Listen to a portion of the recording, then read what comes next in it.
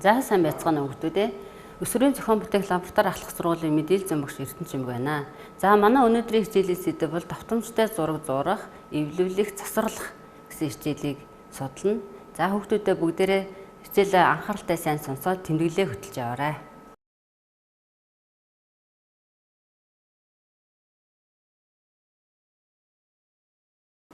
За бүгдээрээ байгалийн сэдвээр зураг туулж зохиомжлон бүтээж найзуудаа илгээцгээе. За энэ асуудлыг шийдэхийн тулд та бүхэн бага ангиас эхлээд зургийн хичээлдэр маш олон зурах, урлах олон чадвартай болсон учраас маш гоё зураг тууцыг бүтээгээд найзтай явуулж болно. Өнөөдөр бид яах вэ гэхээр зургийн програмуудыг ашиглаад ийм зураг тууцыг бүтээх энэ аргатай суралцах юм аа. За энэ удаад Paint.net програмыг бид нар ашиглана. За Paint.net програмыг өнгөрсөн жил та бүхэн бас судалсан байгаа.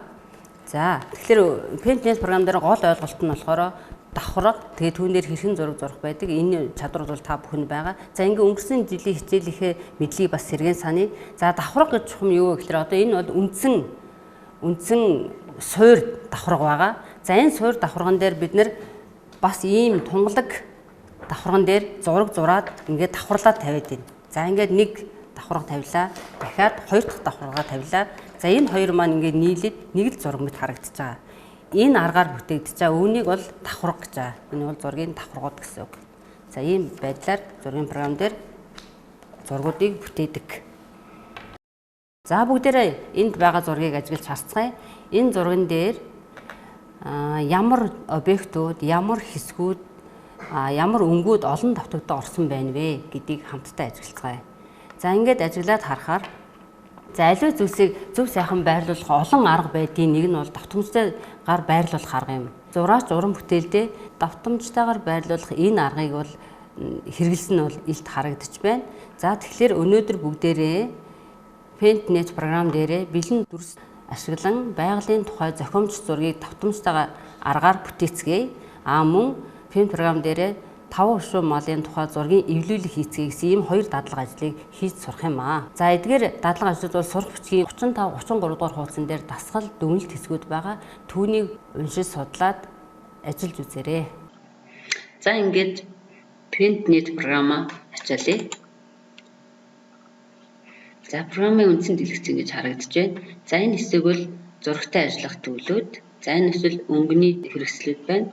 За энд болохоор давхаргууд харагдана. За энд болохоор бидний хийсэн бүх үйлдэлүүд бүртгэгдэж харагдах хэсэг байгаа. За ингээд энэ ажлын утсыг авчдагч шинээр ажлын утас нээ. За энэ дээр 800, 600 гэсэн хэмжээ өгье. За ингээд ажлын утас нэгдчихлээ. За бэлэн дүрс ашиглан байгалийн зохиомж хийх гэж байгаа учраас эхлээд цаатлах нь фоно бэлдэж авъя. Дэвсгэрийг. За ингээд газрыг эхэл зурх гэж байгаа учраас ногоон өнгөө сонголоо. За түүл хэсгээс градиент төвлийг сонгоод за энэ командыг сонгоё. За тэгээд газраа зурж эхэлье. За газар маань тэгээд зурглаа. За ингээд энэ төр тавьчлаар тарна. За шинээр давхарга үүсгэе. За шинээр давхарга үүсгэх команд маань энд байгаа. Энэ new layer. За ингээд шинэ давхарга үүслээ. За энэ давхарга дээр бид нэр тэнгэрийг зурх гэж байгаа учраас өнгөө цэнхрээ сонголоо. За түрүүний командууд адилхан. За ингээд тэнгэрээ зурж эхлэе. За ингээд тэнгэрээ зурчлаа. За энтэй дарна. За энд тэнгэрийн артлын эмчекийг аваад үзье. Энийг авчгаа саяын лэр харагдахгүй буюу нуугдчихж байна гэсэн. Хэрвээ лэрийг ил харагдуулах бол заавал энэ чектэй байлгана гэсэн. За газар тэнгэр хоёрыг зэрэг харагдуулахын тулд энэ давхарлаад байгаа энэ хэсгийг нь устгаж өгч болно. За ингийн тулд selection төлөө сонгоод яг устгах хэсгийнхээ газрыг төвчүүлээд гараас дэлгэж туслаад. За ингэснээр газар тэнгэр хоёулаа зэрэг харагдаж байна. За гэхдээ энэ маань хоёр өөр давхарга дээр байгаа. Энийг нэг давхарга болгохын тулд энэ давхаргуудыг нэгтгэх командыг ашиглах хэрэгтэй. За давхарга нэгтгэдэг команд маань тэгэхэд хоёр давхарга маань нэг болж авчирчлаа. За одоо энэ фон дээрээ бүгдээрээ нар, тэнгэр, уул, үүл зуръя. За эхлээд уул зуръя. Ингийн тулд давхарга үүсгэлээ.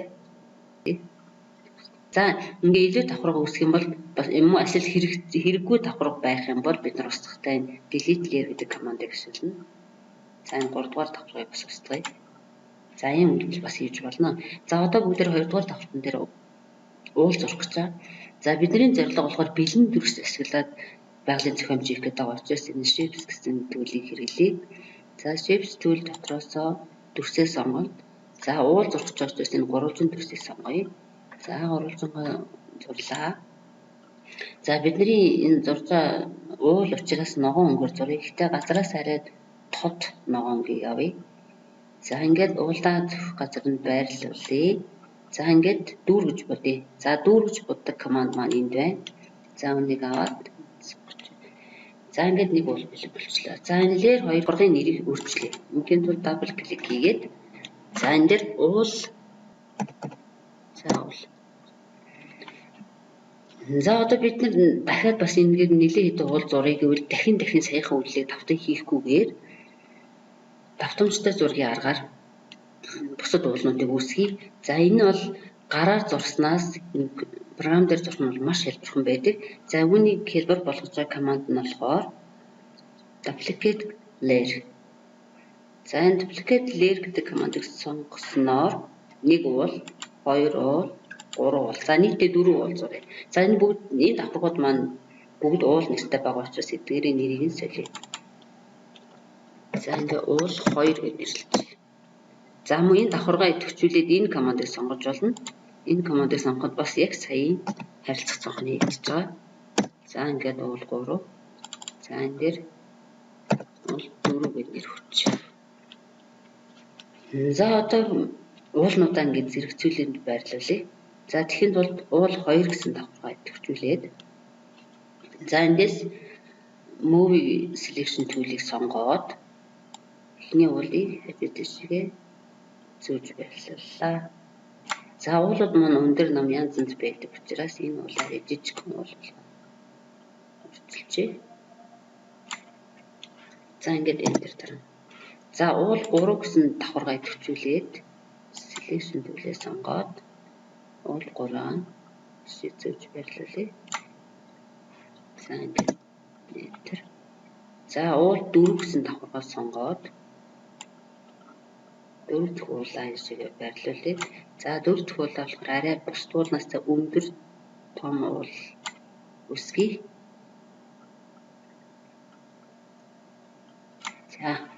За enter дарчих. За уул маань бэлэн боллоо. За одоо бүгдээрээ үйл зуръя.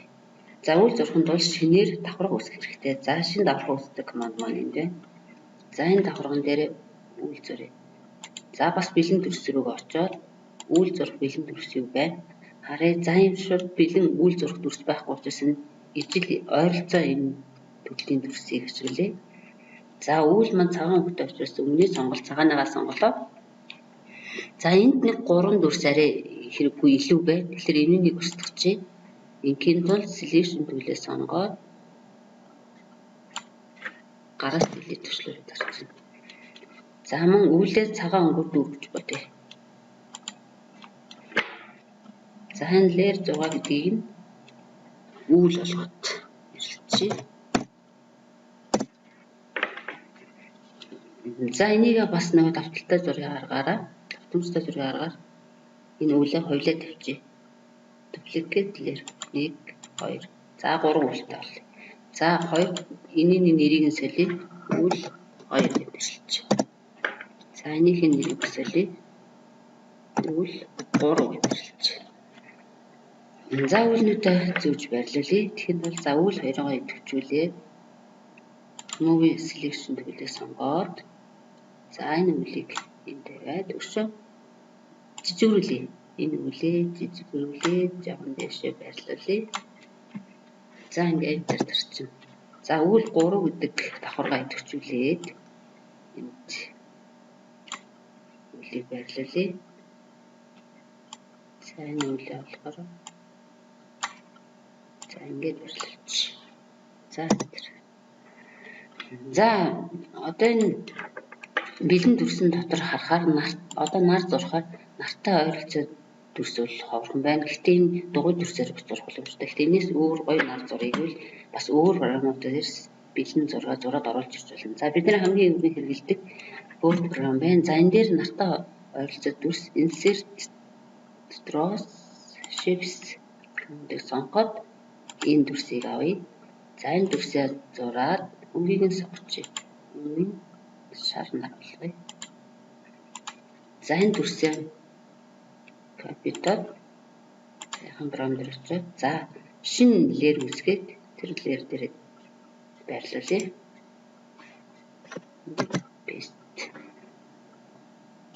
За нарныхаа хэмжээг хайтайхан хэмжээтэй хэмжээтэй болгоё. За энэ лэрийг нар гэж.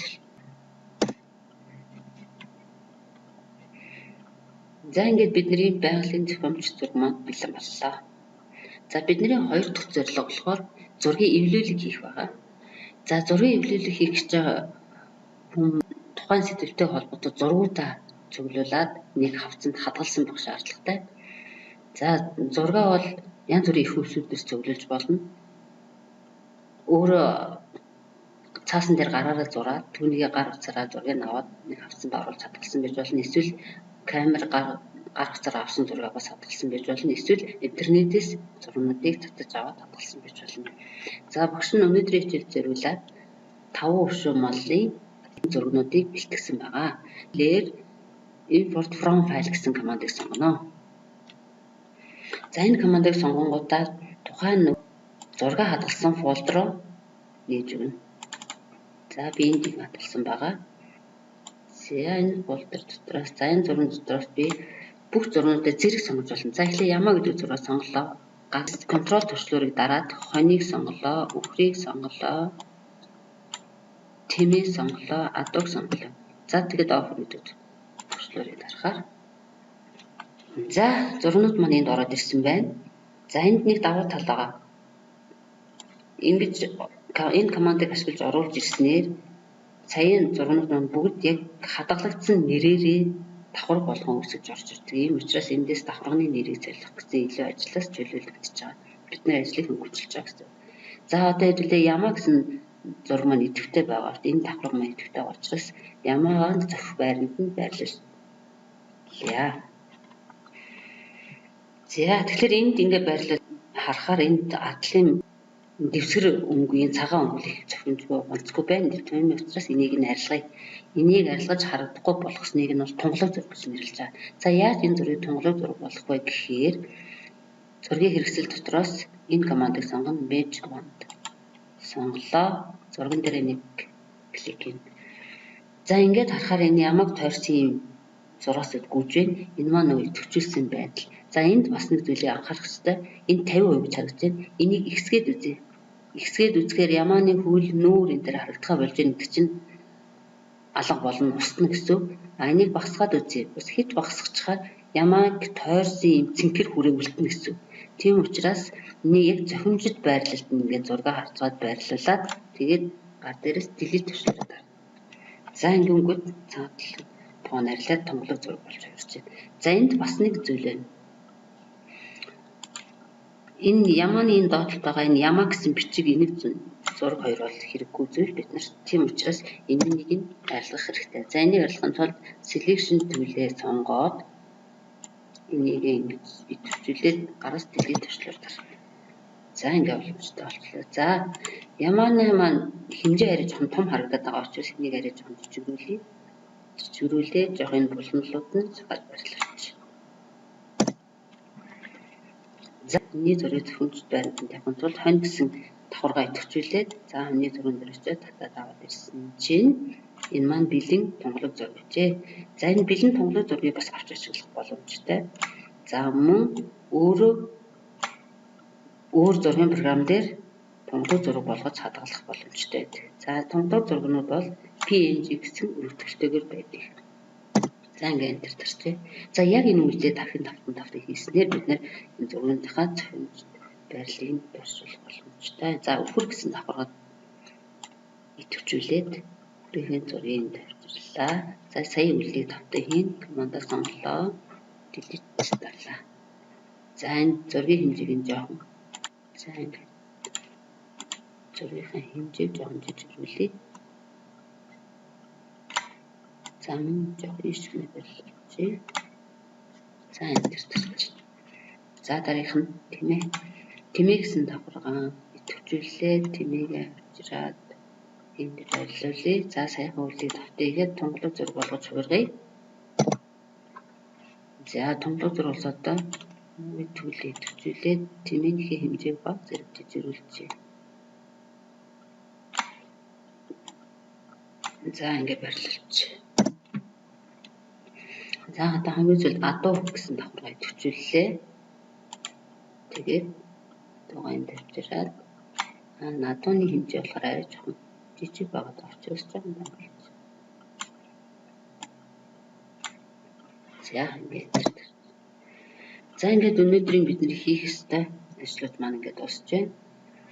За хийсэн зүйлээ одоо бид нар хадгалах шаардлагатай. За хадгалахад хоёр янзын аргаар хадгалан түүнийг хийж өгье. За ингээд save file save. За ингээд хамгийн түрүүнд хаана хадгалах нь фолдероос авч байна. За би D дискний мэдээллийн технологи гэсэн үзэгсэн энэ дотор хадгалъя. За ингээд зураг гэсэн нэртэйгээр хадгалчихъя. Зураг гэсэн нэртэйгээр хадгалъя. За энэ өргөдөлт нь PDN гэсэн өргөдөл харагдаж байна. За ингээд зураг маань хадгалагдчихлаа. За хоёр дахь нь save as. За зураг 1 гэд нэрлэчихье. Зураг 1 гэд нэрлэчихье. За өргөдөлийг нь өөрчлөе. JPG гэсэн өргөдөлтэй болгож өөрчлөе. За ингээд save. За ингээд өгөөд дарна. За энэ юу давхаргуудыг нэгтгэх үү гэж очиж yes. За ингээд сая энд байсан давхаргууд бүгд нэгтгээд ганцхан зураг болж харагдаж байна. За ийм хоёр янз аргаар хадгалах боломжтой. За энийг хаагаад саяхан хадгалсан зургуудаа нээж үзье. D дискний мэдээллийн технологи гэсэн дотор за саяхан бидний хадгалсан хоёр зураг харагдаж байна. За зураг гэсэн эхний юуг харъя. За ингээд програм дээр ийм давхаргууд нь ил харагдаж байна. Энэ бол дахин эргэлж ороод энэ дээр бас янз бүрийн засваруудыг хийх бүр боломжтойгоор хадгалагдсан гэсэн үг. За нөгөө зураг нэгэд үзье. Ингэнгүүт ерөөсөө ганцхан давхаргатай зураг учраас шууд ингэж нэгдэж харагдаж байна. За ингээд өнөөдрийн бидний дадлага ажил дуслаа. Хэрвээ та нарын компьютер дээр PaintNet програм маань байхгүй байгаа бол доорх хаягаар татаж авч болно. Мөн тэгээ энэ програмаа хэрхэн яаж суулгах вэ гэдэг заавар нь болохоор мэдээллийн технологи 7 дугаар анги сурах бичгийн 38 дугаар хуудсанд байгаа. Түүнийг бас ашиглаарай. За та бүхэн цагаан сар гэсэн сэдвээр зураг хуудсыг зохиомжлон бүтээж багшдаа найзуудаа илгээгээрэй. За дараагийн хичээлдээр асуулттай зураг хэрхэн яаж бүтээх тухай бид нар судлах болно. За анхаарал хандуулсан та бүхэнд баярлалаа.